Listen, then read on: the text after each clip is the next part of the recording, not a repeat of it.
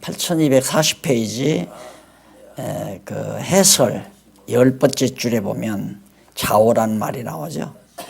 헬라어 자오, 그게 산이라는 말인데, 이는 생기 있는, 또 살아있는 현재 삶을 즐기는, 지금 살아가고 있는 그런 뜻이에요. 그러니까 생활로서, 삶으로서 영적 예배를 드리라. 삶의 제사, 산제사를 드리라는 말은 살아가는 제사를 드려라.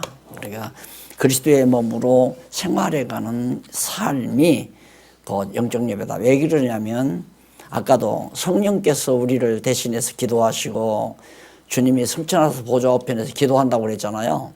그러니까 제사장들이 지성소에 들어가서 백성들을 대신해서 다 속죄하는 제물을 드리는 거거든요. 그런 것처럼 예수님께서 진짜 참 지성소인 하나님 보좌 우편에서 지금 우리를 위해서 기도하고 계시는 거란 말입니다. 그러니까 그의 몸으로 살아가는 우리들은 그리스도의 뜻을 따라 생활해가는 삶 자체가 영원한 제사 생활이 되는 거죠. 이 생활이 천국 가서도 그대로 이어지는 겁니다. 그런데 우리가 이 땅 위에 사는 동안에는 육신, 혈육, 죄덩어리가 아직 남아있기 때문에 온전하게 산제사를 못 드리는 거죠.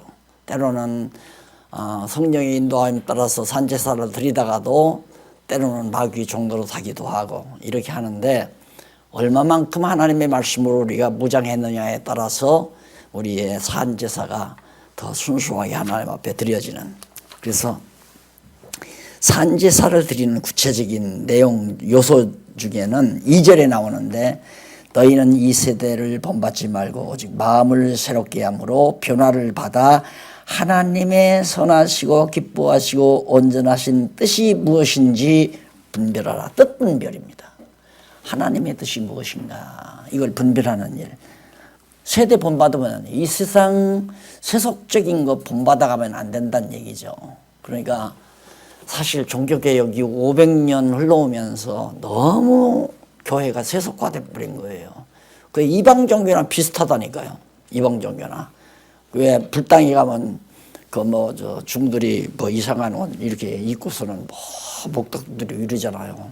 그런 것처럼 교회 안에서도 이상한 옷 입고 왔다 갔다 하면 뭐 무슨 천사가 왔다 갔다 하는 것 마냥 하나님이 왔다 갔다, 그렇게 착각하도록 지금 분위기를 다 만들어 놓은 거예요. 이게 빨리 걷어져야 되죠. 이게 걷어져야. 그래서 이런 공간도 좋고, 아니면 언덕도 좋고, 광야도 좋고, 시내가도 좋고, 이런 공간, 회관도 좋고, 어디서라도 모여서 성경을 가르치고 믿는 것과 아는 자들이 모여서 친교하고 선한 일 함께 도모하고 위로할 자 위로하고 격려할 자 격려하고, 그런 삶이 바로 기독교인의 삶인데, 삶은 뒷전에 제껴놓고 일주일에 한 번씩 제사에, 대제사에 참여해서 거기서 그냥 예배 참석하면 예수 잘 믿는 걸로 그렇게 딱 낙인을 그렇게 형식화 시켜버렸다는 건 정말 결정적인 교회의 부패 요소라고 볼 수 있죠. 뜻을 분별하는, 어느 것이 하나님이 기뻐하시는 뜻인가, 이걸 분별하는 일이 첫째 영적 예배 생활에 가장 중요한 것이다. 근데 이 뜻 분별도 내 마음대로 안 되잖아요. 머리 대신 그리스도가 나에게 지혜를 주어서 거기에서 하나님의 선하신 뜻을 깨닫고 알도록 해 주셔야죠. 그 다음 두 번째는 3절에 나오죠. 나누어준 믿음의 분량대로 지혜롭게 생각하는 거. 그러니까 하나님께서 나에게 각각 믿음의 분량대로 은사를 나눠줬잖아요. 그걸 지혜롭게 늘 생각하고 사는 거. 그러니까 우리가 책을 읽는다, 성경을 읽는다, 이것이 매우 중요한 건, 책을 읽게 되면 딴 생각 안 하잖아요. 아이들이 책을 많이 읽게 되면 딴 생각 안 하고 책 속에 빠지니까 머리가 좋아진다고 그러죠. 성도도 마찬가지예요. 우리가 하나님의 말씀을 상고하는 것은 잡념이 없어져 버려요.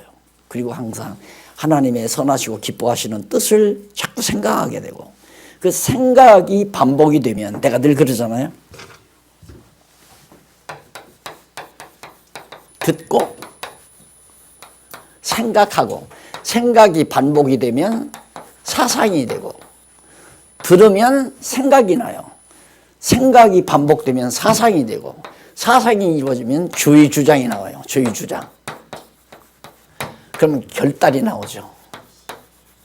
행동으로 이어가요.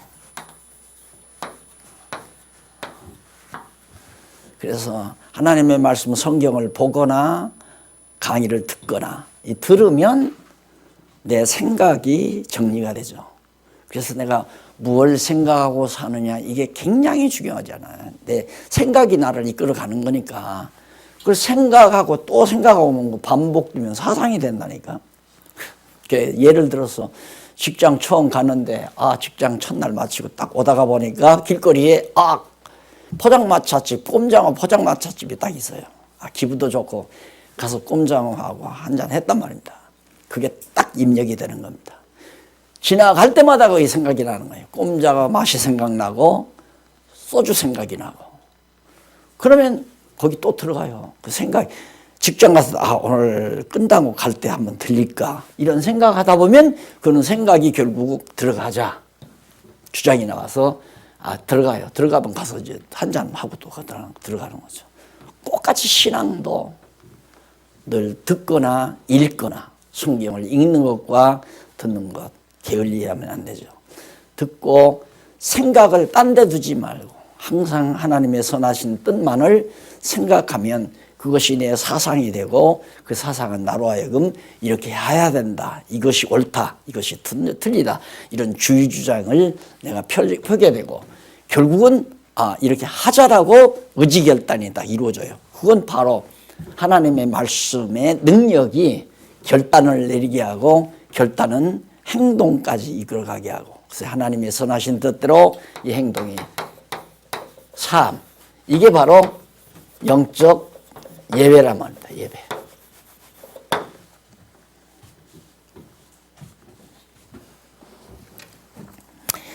자, 그러다 보니까 12장 4절로부터 8절에 보면 모모 각 지체가 받은 직분의 은사대로 행할 것을 가르쳐 줍니다.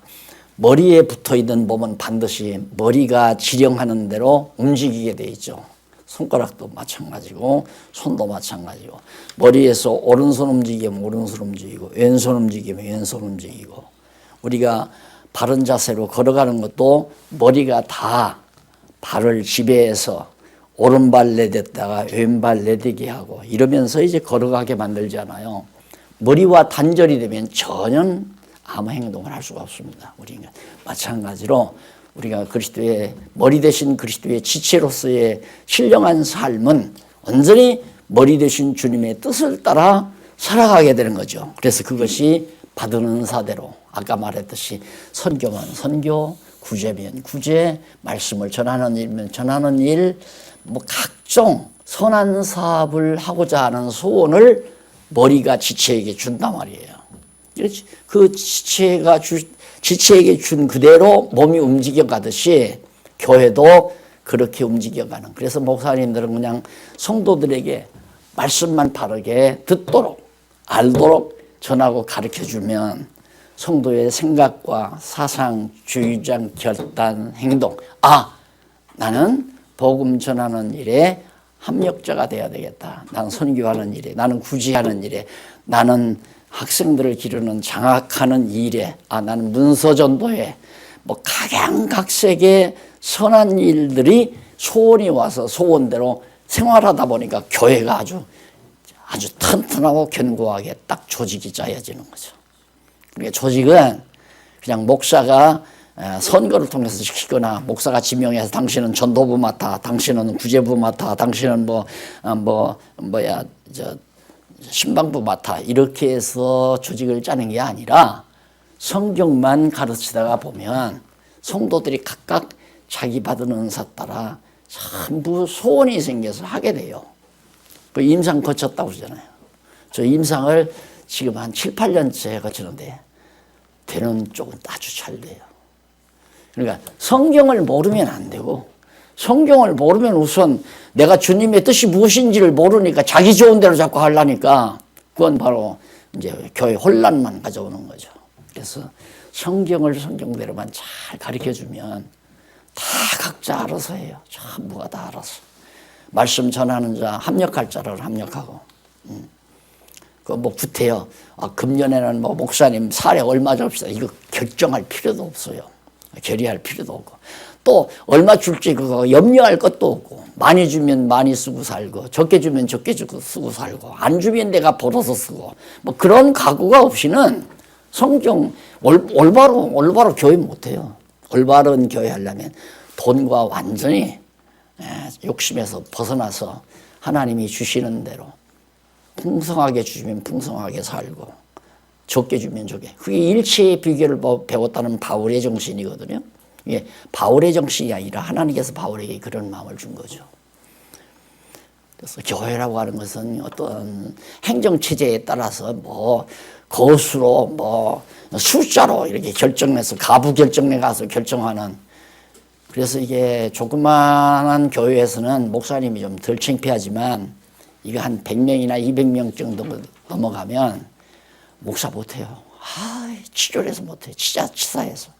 목사 하나 놓고 뭐 5% 올립시다. 동결합시다. 지금 재정이 어려우니까 그냥 삭감합시다. 요만! 죄송해요.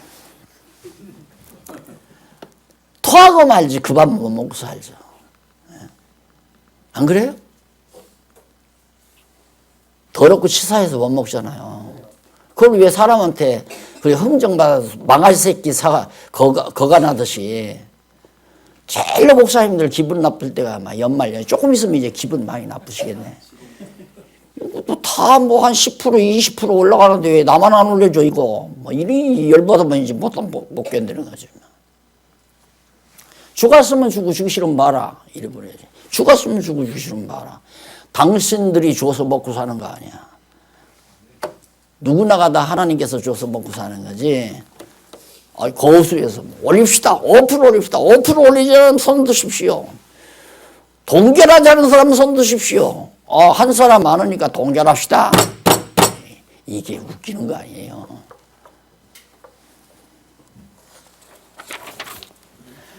자, 그 다음 이제 지체의 은사대로 실행한다. 당연하죠. 하나님께서 지체들에게 가르치는 은사 줬으면 가르칠 수 있도록 해주는 거고, 전도하는 은사 줬으면 전도할 길을 열어주는 거고. 바울 보세요. 바울은 아시아에서 전도하려고 그랬는데 하나님이 못하게 막잖아요. 거기 안 된다. 그러고는 밤에 에게 바다 건너 마게도냐에서 저기 한 사람이 손을 까부르는 환상을 보아요. 저기에 말씀을 들을 자가 있는가 보다. 그리고 거기 건너가잖아요. 건너가서 만난 것이 이제 빌립보 교회를 세우는 루디아라는 여자를 만나면 다 잘 알잖아요. 하나님께서 전할 사명을 줬으면, 은사를 줬으면 전할 대상을 줘요. 근데 우리는 전할 대상이 한만 못 돼도 안 그래도 뭐 7, 80명, 100여 명 넣어야지. 그래도 내가 전하는 데는 한 4, 500명만 모이면 좋겠다. 4, 500명은 그보다는 나는 한 5만 명쯤 모아놓고 한 방에 다 모아놓고 한번 폼 좀 재봤으면 좋겠다. 이게 다 타락시킨 거란 말입니다, 목사님들을. 그래서 인기가 오르면 막 교인들이 모아들고, 인기가 없으면, 인기 있으려면 막 신권 좌우해야 돼요. 저 목사님이 한번 기도하면 막 안진뱅이가 일어나고 병자가 났는데, 그럼 그래? 그런 분이 다 있어? 야, 정말 하나님이 함께하는가 보다. 다 모여들잖아요. 그게 과거 지난날 우리 한국교회였단 말입니다. 근데 성경은 머리 드신 그리스도께서 각각 지체의 은사대로 일하게 만들어요. 다. 환경을 다 주고. 그러니까 내가 걱정할 게 없는 거죠. 하게 하시는 분이 머리 드신 그리스도니까. 할 수 있는 환경 주는 대로 하면 돼요. 근데 하는 것도 내가 열심히 하는 게 아니라 열심히 해지게 돼요. 왜? 머리가 그렇게 나에게 지령하니까. 예를 들면 나도 이 칠판에다 이거 글을 쓸 때도 안 써도 되는 거 쓰는 건 머리가 쓰라고 하니까 쓰는 거 아니에요.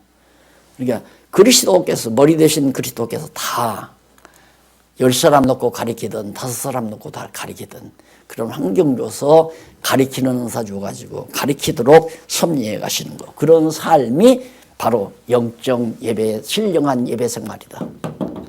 은사를 은사대로, 지체의 은사대로 각각.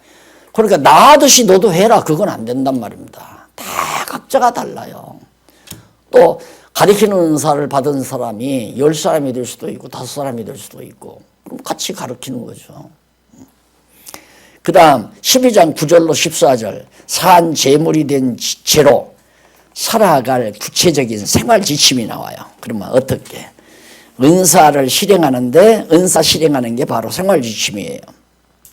15절로 18절 보면 산 제물이 된 지체들 및 타인들 사이의 생활 지침을 가르칩니다. 즐거워하는 자들로 함께 즐거워하고 우는 자들로 함께 울라. 한 지체라 이 말이죠. 손가락이 아프면 이쪽은 안 아픈가요? 손가락이 아파도 온몸이 다 아프잖아요. 그렇게 같이 울고 같이 웃고 이게 바로 한 몸이라는 한 지체라는 거죠.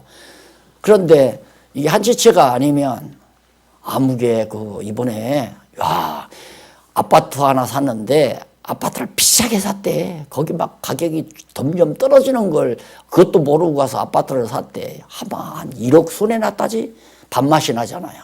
그렇죠? 왜 남 손해 났다는데 내가 밥맛이 나? 그런데 내가 아끼는 형제가 그랬다면 막 짠하잖아요.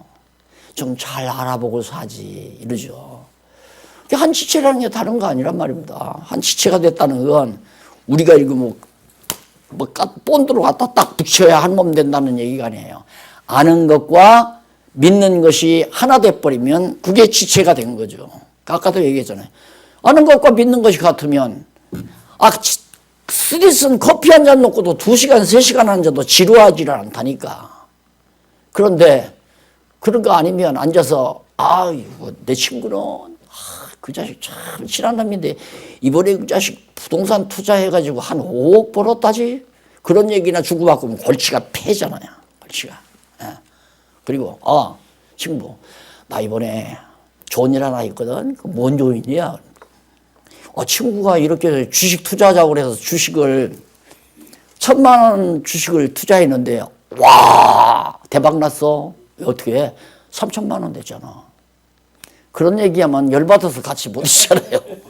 안 그래요? 그래서 우리가 아는 것과 믿는 것 그건 바로 같은 머리의 뜻을 같이 한다는 얘기거든요. 머리 대신 주님의 뜻을 같이 알고 분별한다. 그게 지체죠. 그럼 하면 할수록 얘기하면 할수록 즐겁고 위로가 되고 힘이 나고. 19절로 21절 함께 울라. 서로 마음을 같이 하여 높은 데 마음을 두지 말고 자꾸만 내가 너보다 높아야지. 내가 너를 지배해야지. 너보다 더 부자가 돼야 되고 너보다 더 명쾌도 잘해야 되고 네 교회는 50명이냐 나는 지금 70명이다. 내가 조금 더 난 100명 된다. 이건 경쟁의식이죠. 이게 항상 남보다 높은 데 있으려고 하는 거. 스스로 지혜 있는 채 말라. 아무에게도 악으로 악을 갚지 말고 저 사람이 악하게 나온다고 나도 악으로 같이 대항하고 모든 사람 앞에서 선한 일을 도모하여 하라. 할 수 있거든 너희로서는 모든 사람으로 더불어 평화하라. 모든 사람으로 다투지 않고 평화를 유지하고 그리고 선한 일을 함께 도모하고 정말 복음을 전하는 일이라면 같이 뜻과 생각을 모아서 같이 해나가는 이런 것들이 구체적인 생활 지침이고 산재물이 된 지체가 원수에 대해 취할 행동 그것도 내 사랑하는 자들아 너희가 친히 원수를 갚지 말고 진노하심에 맡기라. 기록되었으되 원수 갚는 것이 내게 있으니 내가 갚으리라 하고 주께서 말씀하시니라. 네 원수가 줄이거든 먹이고 목마르거든 마시우라. 그리함으로 네가 숯불을 그 머리에. 전혀 다르잖아요. 완전히 달라요 생각이. 원수는 내가 갚아야죠. 저거 한번 콩밥을 먹여봐야 돼. 이거 보통 하는 얘기 아니에요. 나한테 억울하게 했으면 저거 콩밥 먹여봐야 돼. 이 말은 스스럼없이 나오는 거예요. 그러나 나는 내 삶이 아니잖아요. 쉽게 말하면. 그리스도의 지체란 말입니다. 그러면 누가 그리스도의 지체인 나를 괴롭혀요. 그럼 누구를 괴롭히는 건가? 머리 대신 그리스도를 괴롭히는 거 아니에요. 그러니까 원수를 누가 갖겠어요? 하나님께서 그리스도께서 갚는 거다. 네가 원수 갚으려고 하지 말아라. 너무 분명하죠? 그러니까 이런 것들이 그냥 이상적인 게 아니에요. 가능한 것들이란 말입니다. 성령이 우리와 함께 하시면. 그 다음 넘어가서 상황에 대처하는 13장에 나오는 얘기입니다. 상황에 대처하는. 한 목사님 아까 제가 인사를 아주 고맙습니다. 나보다 글씨를 훨씬 잘 쓰시네. 네. 상황에 대처하는 생활이란 여기서 신학적으로 참 골치 아픈 데입니다. 권세에게 복종하라. 그래서 이것 때문에 학교 다닐 때도 막 교수 나오라고 해서 질의를 했어요. 그때 막 5.16 사태 일어났나 뭐 그때 막 사태 일어났을 때 우리가 가만히 있어야 됩니까? 어째야 됩니까? 그러니까 위에 있는 권세에게 굴복하라고 했다. 그러니까 절대 데모하지 말고 이런 얘기라. 그러니 자꾸 이런 성경을 잘못 이해하게 되면 그런 것 때문에 갈등을 겪는 거죠. 그러니까 보수주의 쪽에서는 나라가 아무리 부패해도 그냥 입 다물고 가만히 있어야 돼요. 그런 식이란 얘기야. 그걸 얘기하는 게 아니거든요, 이것도. 세워진 권세에게 굴복하라는 말이 첫째, 상황에 대처하라는 말은 그 당시 로마에 있는 성도들이 지금 처해 있는 상황이 어떤 상황이냐면 로마 제국에게 혹독한 지금 박해를 당할 때예요. 구박을 당할 때고. 로마 제국주의자들이 기독교를 막 박해하고 그러잖아요. 그런 상황이기 때문에 그런 상황에 어떻게 대처하며 사는 생활인가? 대처하는 생활이 거기 보면 1절로 2절, 13장 1절로 2절 보면 하나님께서 정한 위에 있는 권세에게 굴복될 것을 가르치는 내용입니다.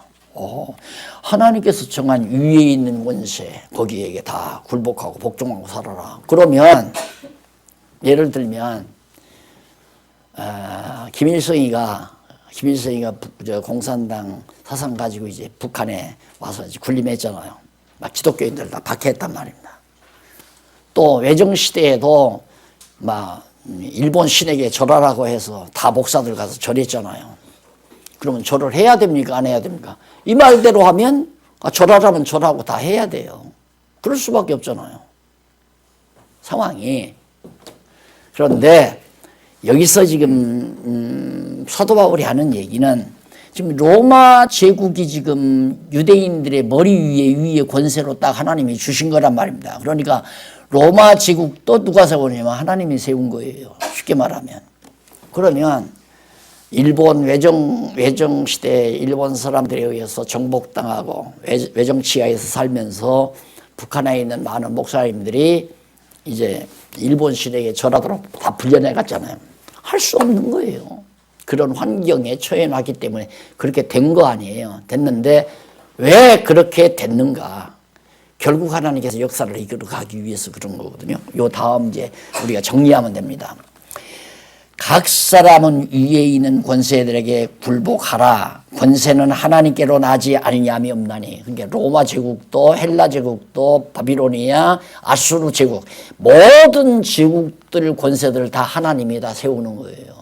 악한 권세도 하나님이 세우고 짐승 권세도 하나님이 세우고 어두운 권세도 다 하나님이 다 세워놓은 거란 말입니다. 그래서 모든 권세는 다 하나님의 정하신 바라 하나님께서 그렇게 작정해서 세워놓은 건데 그러므로 권세를 거스르는 자는 하나님의 명을 거스림이니 거스르는 자들은 심판을 자취하리라. 아이고 그러면 보나마나 예를 들면 일본 사람들이 와서 일본 신에게 절하라 해서 목사님들이 가서 절하는 사람은 살았잖아요. 절 안 하는 사람들은 내가 다 죽임을 당하고 막 핍박을 당하고 순교도 당하고 이런 환경이 있단 말입니다. 그런데 여기서 로마 제국은 하나님께서 왜 세웠냐면 로마 제국이 이제 1차적으로 65년도 주전 65년도에 유대를 점령했잖아요. 유대를 점령해서 헬라로부터 헬라 제국과 싸워가지고 로마 제국이 승리하면서 유대를 예루살렘을 다 유인받았단 말입니다. 그리고 나서 주 70년에 예루살렘 다 불태워져. 누가? 로마 제국이. 그 일을 하게 하시려고 하나님이 로마를 세운 거예요. 그러니까 그 일에 복종당할 수밖에 없는 거예요. 하나님께서 그렇게 세워놓은 거기 때문에. 그리고 132년에 예루살렘 성이 다 회파돼 버렸잖아요. 완전히. 그리고 유대인들이 전부 다 세계만 망이 다 흩어져 버렸고, 그 일을 집행할 세력으로 로마 제국을 세운 거란 말입니다. 이유는 예수님을 십자가에 못 박아 죽인 자들이 유대인 아니에요. 유대인. 그래서 빌라도가 놓아준다, 죄 없다, 놓아준다 했다. 그러니까 바나바를 놓아주고 예수 죽여라, 죽여라. 그리고 그 죄과는 우리 자손들이 다 받겠다. 그러면서 빌라도에게 인계받아서 예수를 십자가에 못 박아 죽였단 말입니다. 그러니까 그대로 그 죄과가 유대인들에게 임하는 거예요. 그래서 성전 70년에 불태워버리고, 그 다음 132년에, 주후 132년에 예루살렘이 다 회파돼 버리고, 나라 잃고 전 세계 만방에 다 흩어져서 독일에서 수십만 명씩 독개수로 죽어가는 아주 비참한 역사가 유대인들에게 다가오잖아요. 예수님 십자가에 못 박아 죽인 죄요. 그 일을 맡아서 누가 하나요? 로마 제국이 맡아 한 거예요. 누구 일이 했어요? 하나님의 일이 했잖아요. 그럼 하나님이 일을 했으니까 상급 주나요? 아니에요.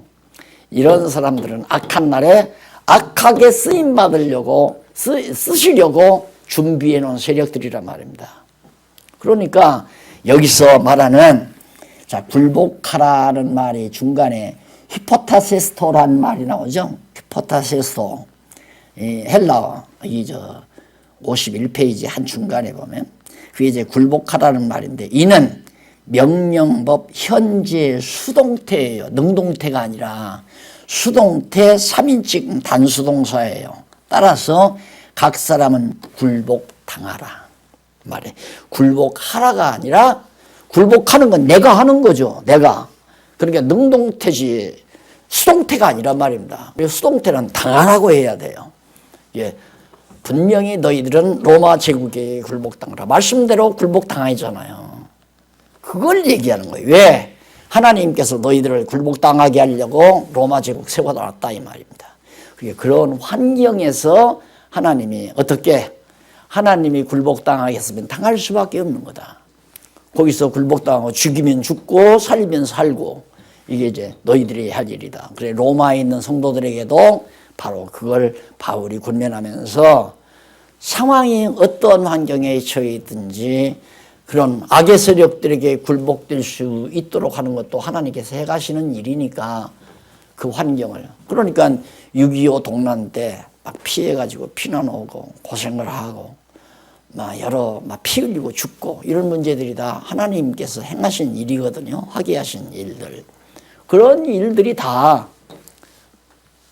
큰 범주 내에서는 영적 예배 생활의 한 부분으로 다 드러나는 거죠. 그러니까 예배 생활할 때에는 고난도 겪고 핍박도 당하고 감옥 생활도 하고 죽임을 당하기도 하고, 이런 일들이 전부 다. 내가 그 로마 제국에게 막 호응 안 해가지고 로마 제국이 나를 죽이면 죽임 당할 수밖에 없잖아요. 죽이니까. 그게 영적 예배다 이 말이에요. 그렇게 사는 것이. 환난을 하나님이 주시면 환난을 당하고, 가난을 주시면 가난하게 살고, 핍박을 하면 핍박당하고, 이렇게 상황에 넉넉히 믿음으로 대처하는 삶이 바로 영적 생활이다. 그래서 세워놓은 권세에게 복종하라는 말이 거의 나옵니다. 그 다음 3절로 4절에 보면 13절. 권세는 악을 행하는 자들의 진노를 위한 것이다. 이 권세들을 왜 그렇게 세워놨는가? 아까 말했잖아요. 유대인들이 예수 그리스도를 십자가에 못 박아 죽였는데, 이들에게 하나님께서 진노하기 위해서 미리 주전 65년에 로마 제국이 예루살렘을 정복하잖아요. 예루살렘이 로마 제국 치하에 들어오게 된 거예요. 그런 상태에 돼가지고 나중에 로마 제국에 의해서 예수 그리스도를 십자가에 못 박아 죽이고, 예수님 십자가에 못 박아 죽이는 일을 오늘 우리들에게 맡기면 되겠어요? 우리한테 그걸 안 맡기기 위해서는 악한 세력을 로마 제국을 세워서 십자가에 못 박게 만든다는 말입니다. 그리고 예수님 나무에 매달려 죽게 돼 있는데, 유대인들이 그냥 죽였으면 돌로 때려주지 나무에 매달아 안 죽인단 말입니다. 그러니까 하나님의 정하신 뜻을 이루기 위해서 로마 제국을 세워가지고 십자가 형틀에다 매달아 죽게 만들고, 그리고 그 죄과로 바로 유대인들이, 예수를 십자가에 못 박아 죽인 유대인들이 결국 예루살렘 성전이 다 불타버리고, 그 다음 132년에 예루살렘 성이 다 회파되면서 나라 잃고 전 세계로 다 뿔뿔이 흩어지는 그런 처참한 상황에 놓이게 하시기 위해서 그 일을 로마 제국이 감당하게 된 거다 이 말입니다. 그러니까 그런 악한 자들의 진노를 위해서 그런 권세, 로마 제국과 같은 악한 권세들을 하나님이 세워놓으신 것이다. 지금 그 얘기거든요. 자, 그 다음 강론집이 16권으로, 16권으로 바뀝니다. 준비하셨으면 펴시고요. 16권 8253페이지 거기 보시면 공세나 국세를 받는 권세자가 하나님의 종임을 가르칩니다. 자, 그러니까 하나님의 종이란 선한 종만 있는 게 아니라 악한 종도 있어요. 부리는 악신도, 하나님이 부리시는 악신도 하나님의 종이에요. 사단도 하나님의 종이고요. 그러니까 공세나 국세 받는 자, 이게 로마 제국에서 받잖아요. 그러니까 로마 제국주의자들 그 권세자가 바로 누구냐? 하나님의 종이다. 왜? 하나님이 시키는 대로 하니까 하나님의 종이죠. 로마 제국주의자들로 하여금 예수를 죽게 만들고 예루살렘 성전 다 불태버리고 다 회파해버리는 이런 일들, 그리고 유대인들을 핍박하고 유대인들에게 고난을 안겨주는 이런 일들이 다 하나님께서 로마 제국을 통해서 하도록 시킨 일이니까. 그래서 거기에 보면 그러므로 굴복하지 아니할 수 없으니, 그러니까 로마 제국에게 굴복하지 아니할 수가 없다. 왜? 그대로 정해놨으니까, 굴복당하도록 정해놨으니까 굴복하지 않을 수 없다. 노를 인하여만 할 것이 아니요 또한 양심을 인하여 할 것이라. 너희가 공세를 바치는 것도 이를 인함이라. 너희가 하나님의 일꾼이 되어 바로 이 일에 항상 힘쓰느니라. 모든 자에게 줄 것을 주되 공세를 받을 자에게 공세를 바치고 국세 받을 자에게 국세를 바치고 두려워할 자를 두려워하여 존경할 자를 존경하라. 그러니까 그 환경에 처하는 대로 행동하라 이 말이죠. 그러나 요즘에 이제 뭐 목사님들에게 세금 물린다고 나라에서 저러는 거 하도 교회가 부패하니까 이제 하나님께서 세속 권세를 통해서 교회를 잡아들이는 거 아닌가 이런 생각이 들어요. 너무 비자금이 많으니까. 목사님들 비자금이 너무 여기 있는 목사님들 많고 말고 여기 계신 목사님들이야 생활하기도 힘든 분들이 많은데 1년 뭐 판공비가 몇십억씩 돌아가는 이런 목사들, 비자금을 뭐 몇백억씩 해놓은 목사들, 그럼 부패를 누가 고치겠어요? 총회장이 고쳐요. 총회 뭐 징계위원회에서 못 고쳐요. 세력이 얼마나 강한지. 그러니까 하나님께서 세속 권세를 통해서 손보려고 하는 거 아닌가. 인간 생각으로 봐서는 교회 개혁이라는 게 정말 하늘의 별따기처럼 어렵지만 하나님께서 하시기로 들면 순식간에 해버려요. 순식간에.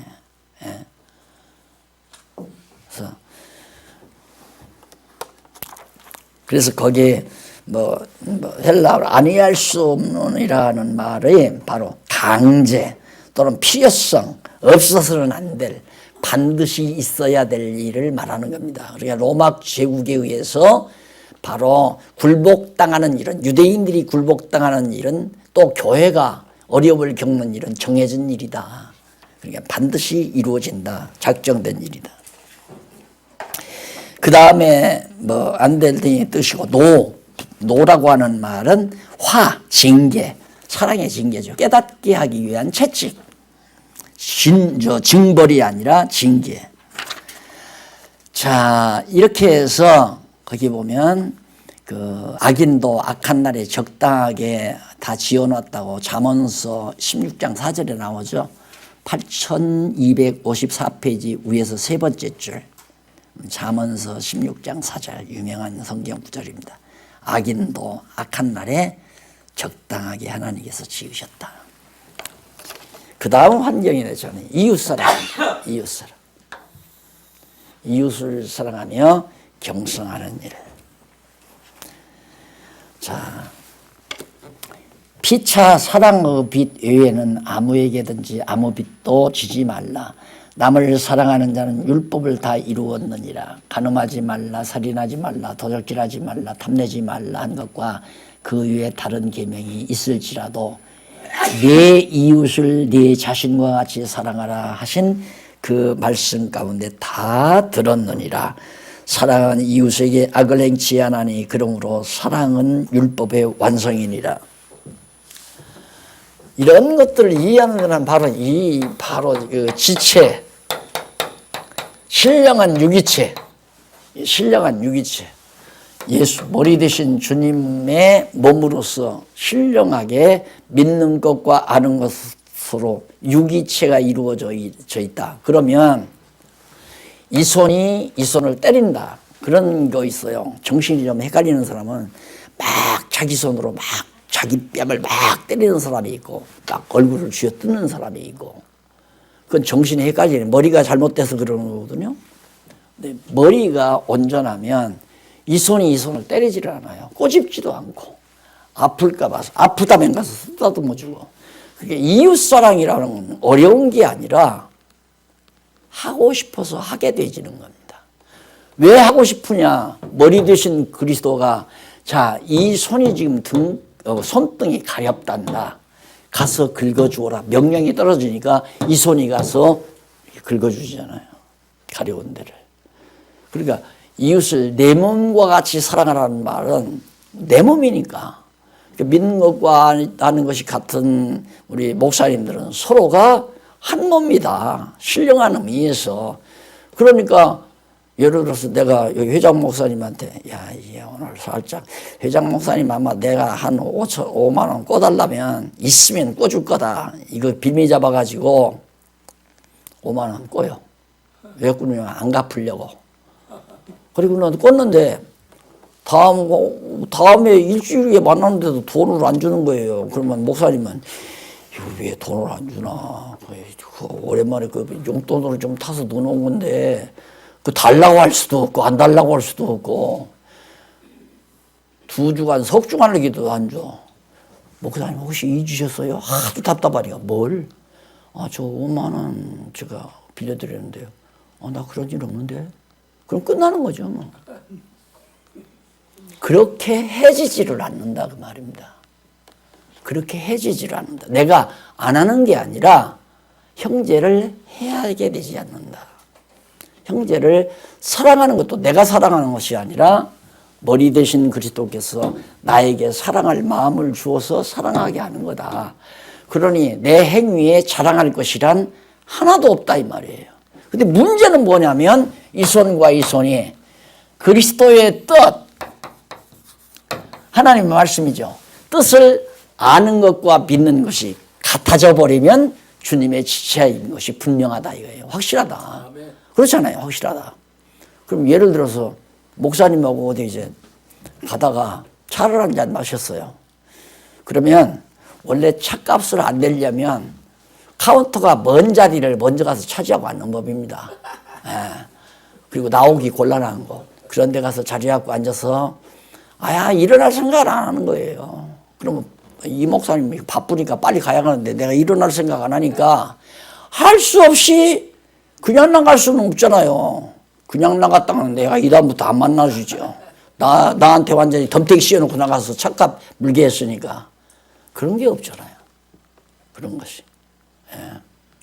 그러니까 그게 마음이 고와서가 아니라 믿는 것과 하는 것이 같아져 버리면 다 주님의 뜻에 따라서 내가 저 형제를 섭섭하게 하면 하고 싶지도 않고, 이 형제가 섭섭하면 나도 섭섭한 거죠.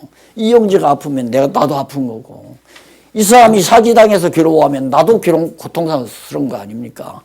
요즘 일이 잘 돼서 즐거우면 나도 함께 기뻐하는 거고, 그 얘기예요 바로. 그래서 사랑의 빛 외에는 아무것도 쓰지 말라.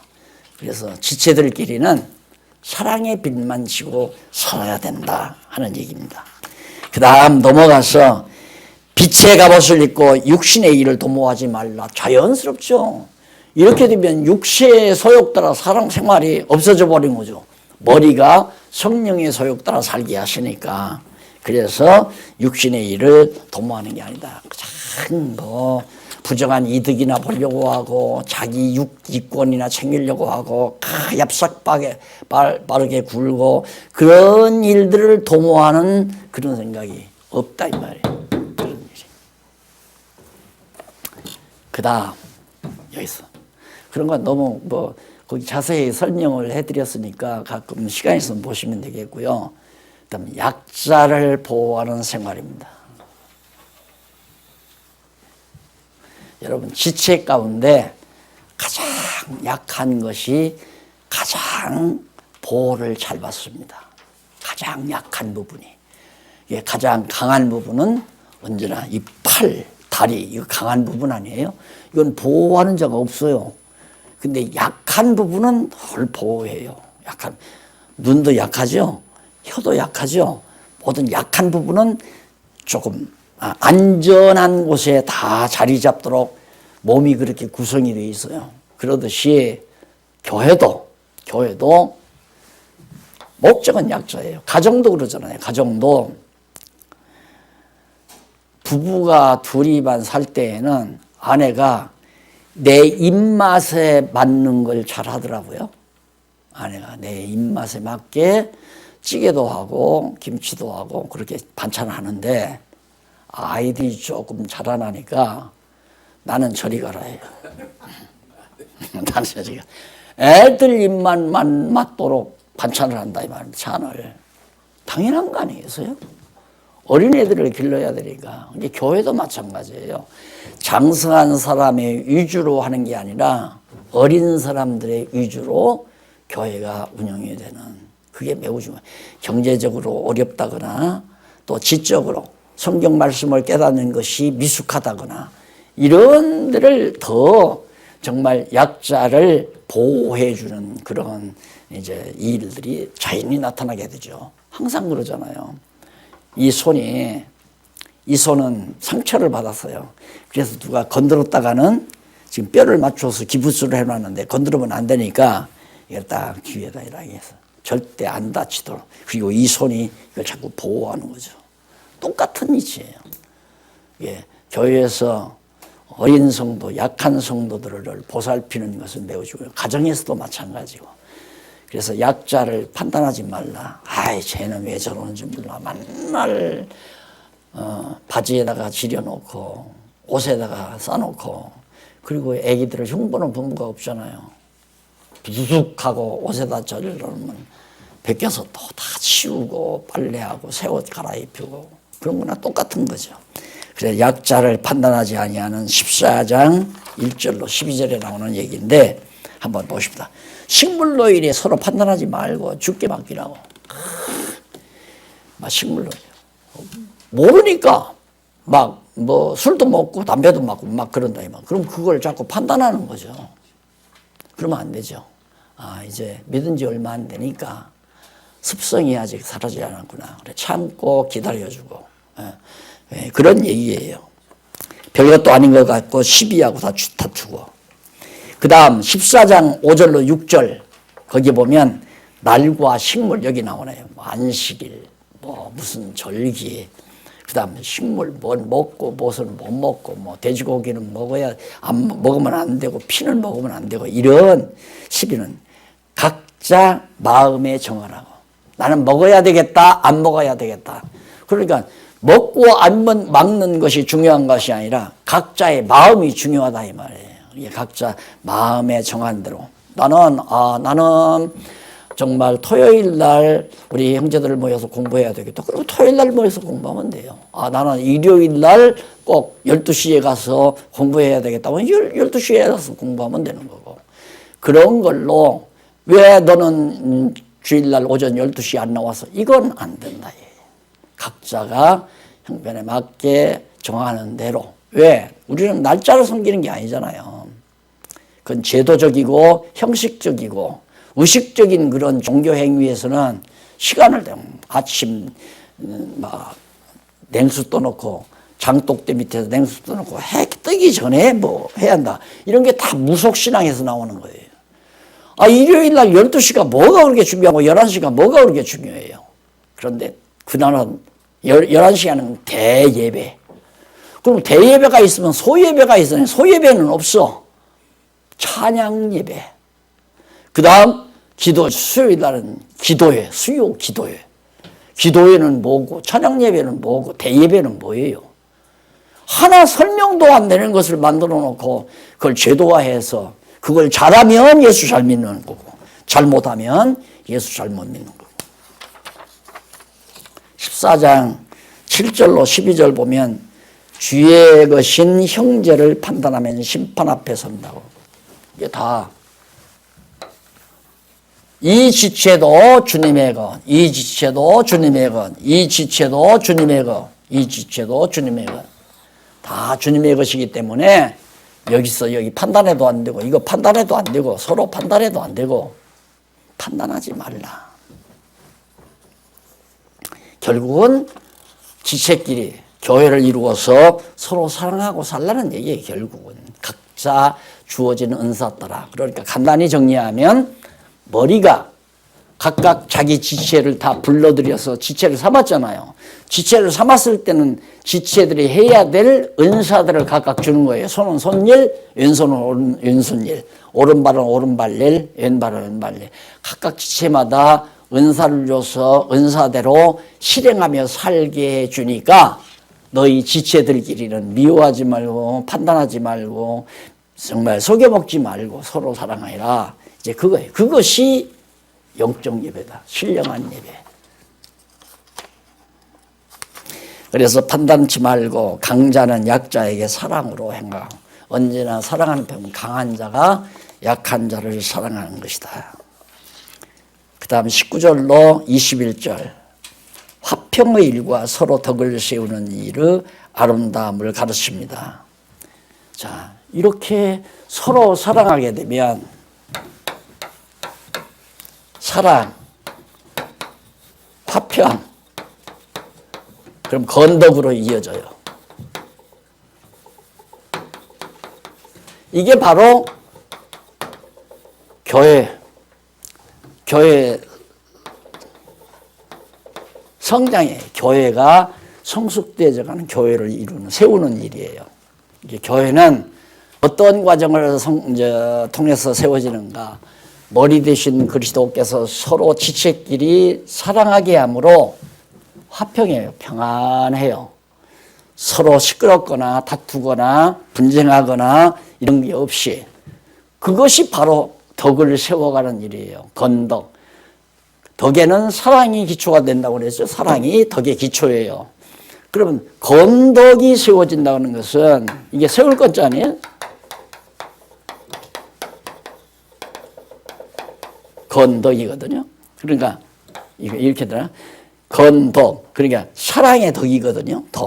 덕을 세워감으로 교회가 점점 이루어져 간다. 성장해 간다.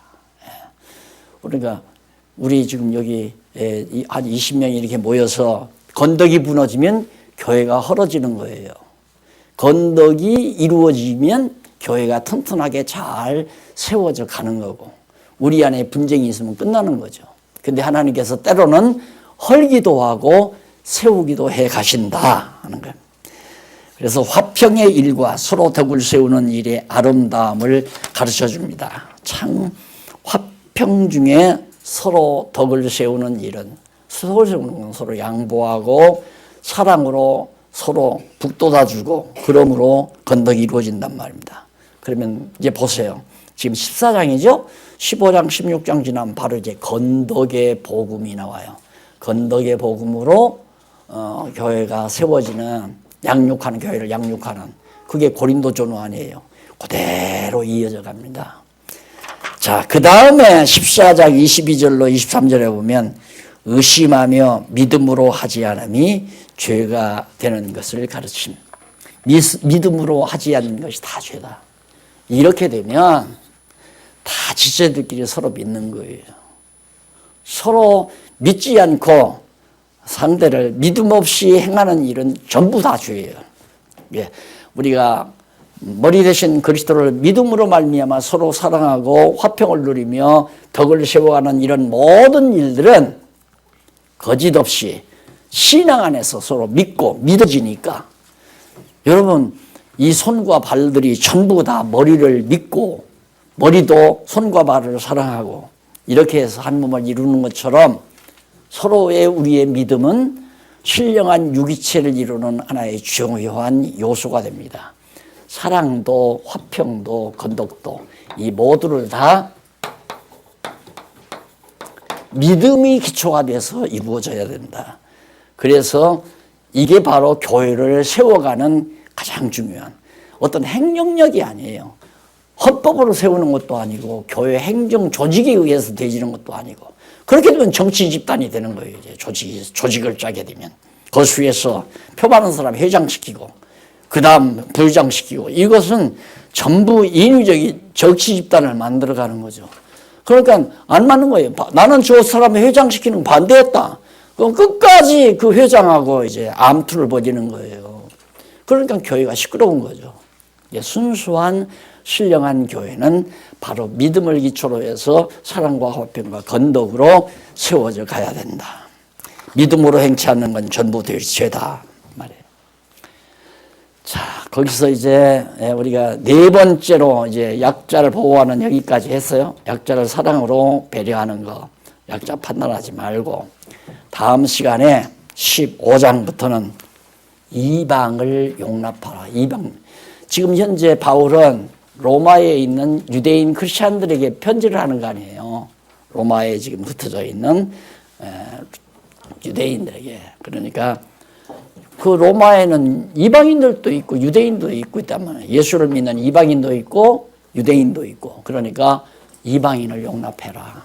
그러니까 교회는 유대인이 따로 있고 이방인이 따로 있는 게 아니에요. 이방인이나 유대인이나 다 우리가 서로 사랑하고 화평을 누리며 건덕으로 하나의 교회를 세워가는 그런 구체적인 내용이 이제 15장부터 16장까지 마지막 소개되게 될 겁니다. 오늘 여기까지 14장까지 하시고 다음 우리 모여서 15장, 16장 첫 시간에 마무리하고 그 다음 고린도전서로 넘어가도록 하겠습니다. 기도하십시다.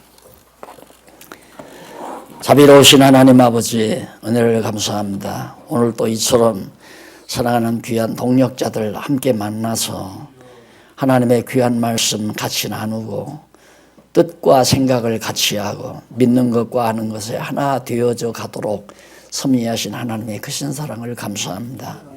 하나님 아버지 세상이 너무 혼탁합니다. 교회도 너무 혼탁합니다. 하나님 아버지 우리에게 이 순수한 말씀 보게 하시고 듣게 하소서하오니 우리가 믿는 것과 아는 것으로 온전히 하나 되어 그리스도의 신령한 지체로서 이 세상을 이기고 진리로 승리하는 귀한 종들 되게 하시옵소서. 예수님 이름으로 기도드립니다. 아멘.